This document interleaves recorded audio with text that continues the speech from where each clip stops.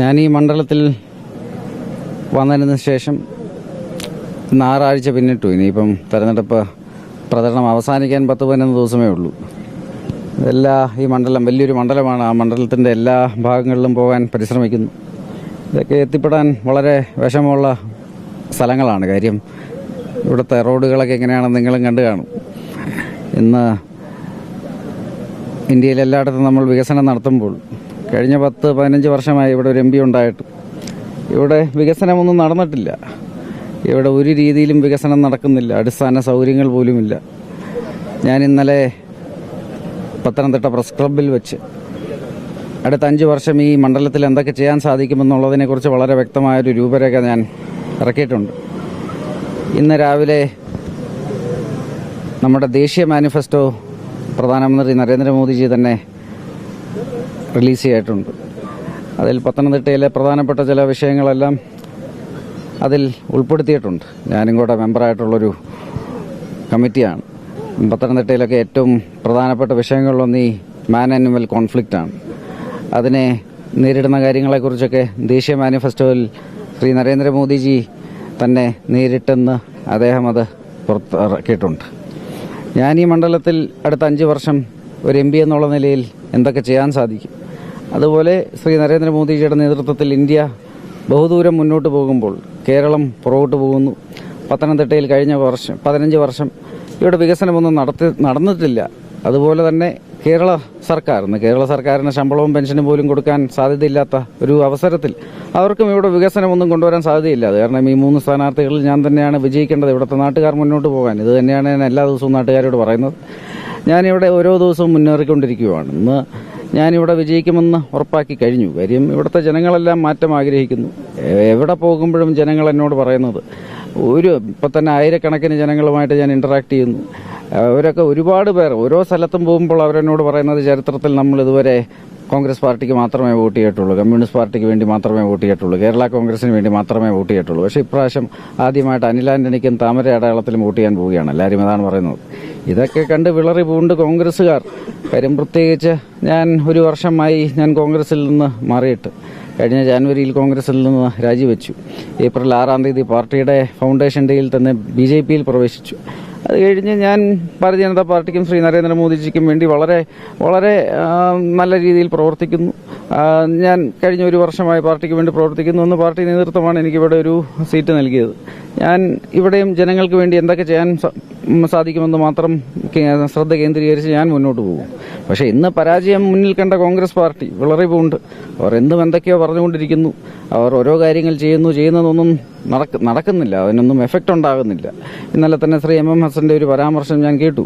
അപ്പോൾ അദ്ദേഹവും ചെറുപ്പം മുതൽ എനിക്കറിയാവുന്ന ഒരു വ്യക്തിയാണ്. എനിക്ക് വിഷമമുണ്ടാക്കുന്ന ഇതാണ്. അതൊക്കെ ചെറുപ്പം മുതൽ എനിക്കറിയാവുന്നവരാണ്.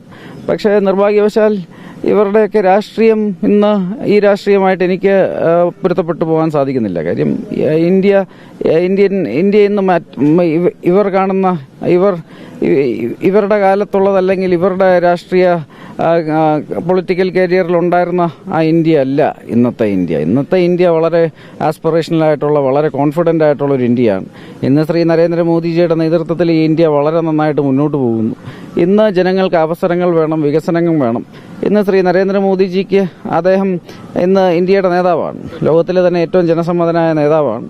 ഈ ലോകത്തിലെ ഏറ്റവും ജനസമ്മതനായ നേതാവിന് ഇന്ന് അടുത്ത 25 വർഷത്തേക്ക് ഇന്ത്യയെക്കുറിച്ച് വളരെ വ്യക്തമായൊരു വിഷനുണ്ട്. അതായത് 2047 ആകുമ്പോഴത്തേനും ഇന്ത്യ ഒരു വികസിത രാഷ്ട്രമാക്കി മാറ്റുക. ഇതിനുവേണ്ടി ഞാൻ പ്രവർത്തിക്കുന്നു. എന്നെപ്പോലെ കോടിക്കണക്കിന് യുവാക്കൾ ഈ പാർട്ടിക്ക് വേണ്ടി പ്രവർത്തിക്കുന്നു. ഇന്ന് ഭാരതീയ ജനതാ പാർട്ടി ലോകത്തിലെ തന്നെ ഏറ്റവും വലിയ പാർട്ടിയാണ്. ചൈനീസ് കമ്മ്യൂണിസ്റ്റ് പാർട്ടിയുടെ ഇരട്ടി മെമ്പേഴ്സ് ഉള്ള ഒരു പാർട്ടിയാണ്. അതുപോലെ തന്നെ യുവാക്കൾ ഏറ്റവും കൂടുതൽ നമ്മളെ പാർട്ടിയിൽ നിന്ന് ചേരുന്നത് യുവാക്കളാണ്. ഇന്ത്യ യുവാക്കളുടെ ഒരു രാഷ്ട്രമാണ്. നമ്മുടെ മീഡിയൻ ഏജ് 27 ആണ്. 65% 40 വയസ്സിൽ താഴെയുള്ളവരാണ്. ഇവരെല്ലാവരും ഇന്ന് ശ്രീ നരേന്ദ്രമോദിജിയിൽ ഇൻസ്പയർഡായി രാഷ്ട്രത്തിന് വേണ്ടിയും രാജ്യത്തിന് വേണ്ടിയും പ്രവർത്തിക്കാൻ വന്നവരാണ്. പക്ഷേ കോൺഗ്രസ് പാർട്ടിയിൽ ഇവരെ കാണുമ്പോൾ എനിക്ക് ശരിക്കും സഹതാപമാണ് തോന്നുന്നത്. കാര്യം ഇവരെല്ലാം ഇന്നും മറ്റൊരു യുഗത്തിൽ ജീവിക്കുകയാണ്. ഞാൻ പറയുന്നു, എൻ്റെ കൂറ് രാഷ്ട്രത്തോടാണ്, ഇവിടുത്തെ ജനങ്ങളോടാണ്. എനിക്കൊരു വിഷനുണ്ട്. ആ വിഷൻ ശ്രീ നരേന്ദ്രമോദിജിയുടെ വിഷനാണ്. ആ വിഷൻ എന്ന് പറഞ്ഞാൽ ഇന്ത്യയെ അടുത്ത 25 വർഷത്തിൽ ഒരു വികസിത രാഷ്ട്രമാക്കി മാറ്റുക. ഇതാണ് എൻ്റെ വിഷൻ. അല്ലാതെ മറ്റാർക്കും വേണ്ടിയല്ല ഞാൻ പ്രവർത്തിക്കുന്നത്. പക്ഷേ ഇന്ന് കോൺഗ്രസ്സുകാർ ഇന്നും പറയുന്നു നമ്മുടെ കൂടെ ഒരു കുടുംബത്തോടാണ്, നമ്മുടെ കൂടെ ഗാന്ധി കുടുംബത്തോടാണ്, ഇങ്ങനെയൊക്കെ പറഞ്ഞ് നടക്കുന്നു. പക്ഷെ ഇതൊക്കെ ജനങ്ങൾ തിരസ്കരിച്ചതാണ്, ജനങ്ങൾ പിന്നെയും തിരസ്കരിക്കുന്നതാണ്. എന്താണ് ഈ കോൺഗ്രസ്? ഇപ്പം ഈ ഗാന്ധിജിയും അവരൊക്കെ ഉണ്ടാക്കിയ കോൺഗ്രസ് ആണോ ഇത്? ഇന്നത്തെ കോൺഗ്രസ് ഒരു കുടുംബത്തിന്റെ ഒരു പ്രൈവറ്റ് പ്രോപ്പർട്ടിയായി മാറി കഴിഞ്ഞിരിക്കുന്നു. കുറെ നാളായിട്ട് അത് തന്നെയാണ്. അപ്പോൾ അത് അദ്ദേഹത്തിനോടല്ലേ ചോദിക്കേണ്ടത്, എന്നോടാണോ ചോദിക്കേണ്ടത്?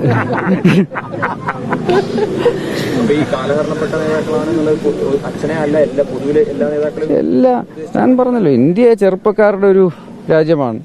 ഇന്ത്യയിൽ 65% ജനങ്ങൾ 40 വയസ്സിൽ താഴെയുള്ളവരാണ്. അവരുടെ മീഡിയൻ ഏജ് 27 ഇന്ത്യ ഇന്ന് ഒരു ആസ്പിറേഷണൽ ഇന്ത്യയാണ്. നമ്മുടെ ആസ്പിറേഷൻ അടുത്ത 25 വർഷത്തിൽ ഇന്ത്യയുടെ സ്വാതന്ത്ര്യത്തിന്റെ 100ാം വാർഷികത്തിൽ ഒരു ഡെവലപ്ഡ് കൺട്രിയായി മാറുക, ഒരു വികസിത രാഷ്ട്രമായി മാറുക എന്നുള്ളതാണ്.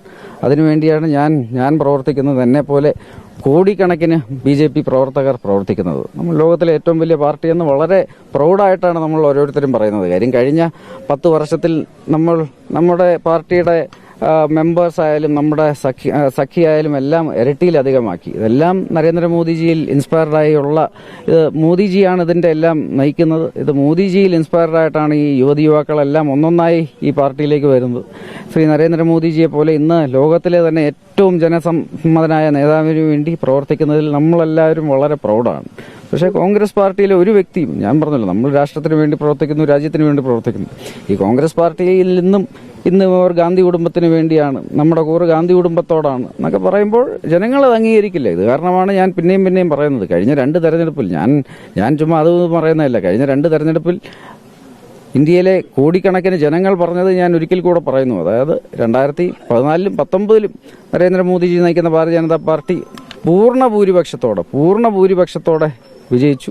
ഇത്തവണയും നമ്മൾ പൂർണ്ണ ഭൂരിപക്ഷത്തോടെ 400-ലധികം സീറ്റുകൾ ദേശീയ ജനാധിപത്യ മുന്നണിക്ക് ലഭിച്ച് നമ്മൾ വിജയിക്കും. മൂന്നാമത്തെ ടേം നമുക്ക് ലഭിക്കും. പക്ഷേ ശ്രീ രാഹുൽ ഗാന്ധി നയിക്കുന്ന കോൺഗ്രസ് പാർട്ടി കഴിഞ്ഞ 2 തെരഞ്ഞെടുപ്പിലെ പോലെ തന്നെ ഇപ്രാവശ്യവും 10% സീറ്റ് അവർക്ക് ലഭിക്കില്ല. അതായത് ഇന്ത്യൻ ജനത അവർക്ക് 3ാം പ്രാവശ്യവും അവരോട് പറയാൻ പോകുന്നത് രാഹുൽ ഗാന്ധി പ്രധാനമന്ത്രിയല്ല, രാഹുൽ ഗാന്ധി ഇന്ത്യയിൽ ഒരു പ്രതിപക്ഷ നേതാവായിരിക്കാൻ പോലും അർഹനല്ല എന്ന് ഇന്ത്യൻ ജനത പിന്നെയും അവരോട് പറയും. തീർച്ചയായിട്ടും ഇപ്പൊ കഴിഞ്ഞ 10 വർഷം നമ്മൾ എല്ലാ ദിവസവും വളർന്നുകൊണ്ടിരിക്കുകയാണ്. എല്ലാ ദിവസവും പല പാർട്ടികളിൽ നിന്ന് നേതാക്കൾ വരുന്നു, യുവാക്കൾ വരുന്നു. സമൂഹത്തിലെ എല്ലാവരും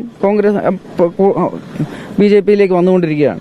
ഈ തെരഞ്ഞെടുപ്പ് കഴിയുമ്പോഴും ഇനിയുള്ള കാലങ്ങളിലും കൂടുതൽ ആൾക്കാർ BJPയിലേക്ക് പ്രവേശിക്കുമെന്നുള്ള കാര്യത്തിൽ ഒരു സംശയവുമില്ല. കാര്യം ഇവരെല്ലാവരും ഇന്ന് ഇന്ത്യയിൽ കാശ്മീർ മുതൽ കന്യാകുമാരി വരെ, കച്ച് മുതൽ കാമരൂപം വരെ ഇന്ത്യയിലെ എല്ലാ സംസ്ഥാനങ്ങളിലുള്ള ജനങ്ങൾക്ക് ശ്രീ നരേന്ദ്രമോദിജിയുടെ ലോങ് ടേം വിഷനിലും അദ്ദേഹത്തിന്റെ നേതൃത്വത്തിലും പൂർണ്ണ വിശ്വാസമുണ്ട്.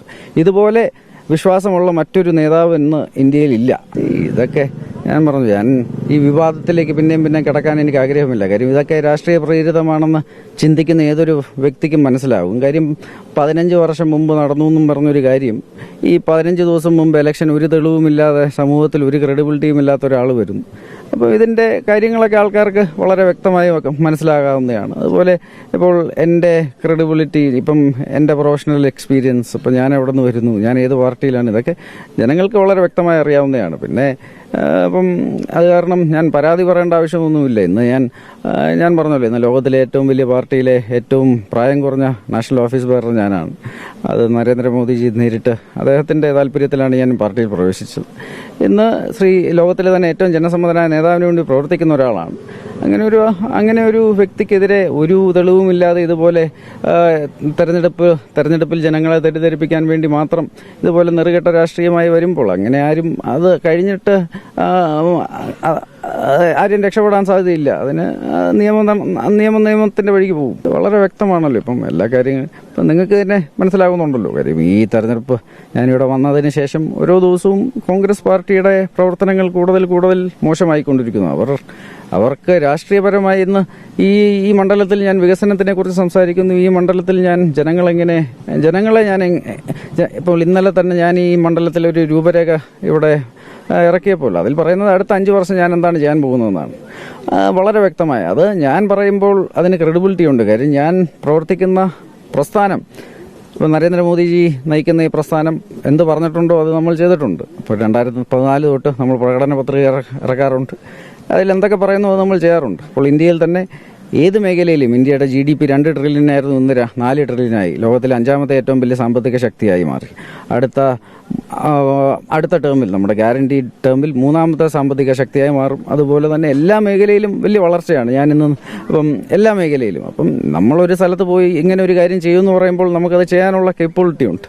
പക്ഷേ അതിനെതിരെ ഇന്ന് ആന്റോ ആന്റണിക്കോ ഡോക്ടർ തോമസ് ഐസക്കിനോ അതിനെ പ്രതിരോധിക്കാൻ സാധിക്കില്ല. കാര്യം ഡോക്ടർ തോമസ് ഐസക് ഇവിടെ നിരവധി പ്രാവശ്യം മന്ത്രിയായിട്ടുള്ള ഒരു MLA ആയിട്ടുള്ള ഒരു വ്യക്തിയാണ്. പക്ഷേ അദ്ദേഹം ഇത്രയും പദവികൾ വഹിച്ചപ്പോഴും, പ്രത്യേകിച്ച് ധനകാര്യമന്ത്രിയായിരുന്ന ഒരു വ്യക്തിയുടെ സംസ്ഥാനം ഇന്ന് കടക്കണിയിലാണ്.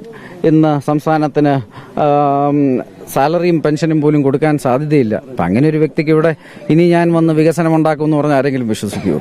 അദ്ദേഹം ആലപ്പുഴയിൽ സ്ഥാനാർത്ഥിയായി നിന്ന സമയത്ത് അദ്ദേഹം പറഞ്ഞത് ആലപ്പുഴയെ വെനിസാക്കി മാറ്റുമെന്നാണ്. അത് കഴിഞ്ഞ് ആലപ്പുഴ വെനിസായോ ഇല്ലെന്ന് നിങ്ങൾക്കറിയാമല്ലോ. അപ്പം അങ്ങനെ ഒരു വ്യക്തി ഇവിടെ വന്ന് എന്തെങ്കിലും പറഞ്ഞാൽ ആൾക്കാർ വിശ്വസിക്കില്ല. പിന്നെ ആന്റോ ആന്റണി 15 വർഷമായിട്ട് ഇവിടെ ഒരു MP ആണ്. ആ 15 വർഷമായി ഞാൻ ഓരോ വീട്ടിൽ പോകുമ്പോഴും ജനങ്ങൾ എന്നോട് പറയുന്നത്, കഴിഞ്ഞ 15 വർഷം ഇവിടെ MP ആയ വ്യക്തി ഒന്നും ചെയ്യാറില്ല. അത് എല്ലാവരും പറയുന്നൊരു കാര്യമാണ്. അപ്പോൾ ഇന്ന് ഈ മണ്ഡലത്തിൽ, പ്രത്യേകിച്ച് കേരളത്തിലെ മറ്റ് മണ്ഡലങ്ങൾ പോലെയല്ല, ഇപ്പോൾ കേരളത്തിലെ 20 മണ്ഡലങ്ങളിലും ഇന്ന് കേരള സർക്കാരിനെതിരെ വലിയൊരു ജനവികാരമുണ്ട്. LDFന്റെ ദുർഭരണത്തിനെതിരെ. അത് ഈ മണ്ഡലത്തിലും പ്രതിഫലിക്കും. പക്ഷേ ഇപ്പോൾ ഏതെങ്കിലും ഒരു കോൺഗ്രസ് MP ഒരു പെർഫോമിംഗ് MP ആണെന്ന് ഞാൻ പറയില്ല. പക്ഷേ അതിൽ ഏറ്റവും മോശമായി പെർഫോം ചെയ്യുന്ന MPമാരിലൊന്ന് പത്തനംതിട്ടയിലെ MP ആണ്. കാര്യം 15 വർഷമായി ഇവിടെ ഇരുന്നിട്ടും വികസനമില്ല. അപ്പോൾ ഈ മണ്ഡലത്തിൽ ഇവിടെ LDFനെതിരെ വലിയൊരു ജനവികാരമുണ്ട്. ഇവിടുത്തെ MPക്കെതിരെ വലിയൊരു ജനവികാരമുണ്ട്. അത് ഇന്ന് ചെറുക്കാൻ എൻ്റെ രാഷ്ട്രീയ എതിരാളികൾക്ക് കഴിയുന്നില്ല. അത് കാരണം അവർ ഇതുപോലെ നെറുകെട്ട രാഷ്ട്രീയം കളിക്കുന്നു. അതിന് നമുക്കൊന്നും ചെയ്യാൻ പറ്റില്ല. നമ്മൾ ചെയ്യേണ്ട കാര്യങ്ങൾ ചെയ്യുക. മറ്റു കാര്യങ്ങൾ ഇപ്പം ഞാൻ പറഞ്ഞല്ലോ, ഇപ്പം ഇനി തെരഞ്ഞെടുപ്പ്, ഇപ്പം ഇലക്ഷൻ ക്യാമ്പയിനിങ് കഴിയാൻ 11 ദിവസമേ ഉള്ളൂ, 12 ദിവസമേ ഉള്ളൂ. അതിൽ ഞാൻ ഇത് മാത്രം ശ്രദ്ധിക്കുന്നു. അത് കഴിഞ്ഞിട്ടുള്ളത് നമ്മൾ തീർച്ചയായിട്ടും ഇപ്പോൾ ലോകത്തിലെ ഏറ്റവും വലിയ പാർട്ടിയിലെ ഒരു നാഷണൽ ഓഫീസ് ബെയറിനെതിരെ ഒരു തെളിവുമില്ലാതെ ഇതുപോലെ വ്യക്തിഹത്യ ചെയ്യാൻ ശ്രമിക്കുന്നവരെ ഒന്നും വെറുതെ വിടാൻ പോകുന്നില്ല. അത് കാത്തിരുന്ന് കാണാം നമുക്ക്.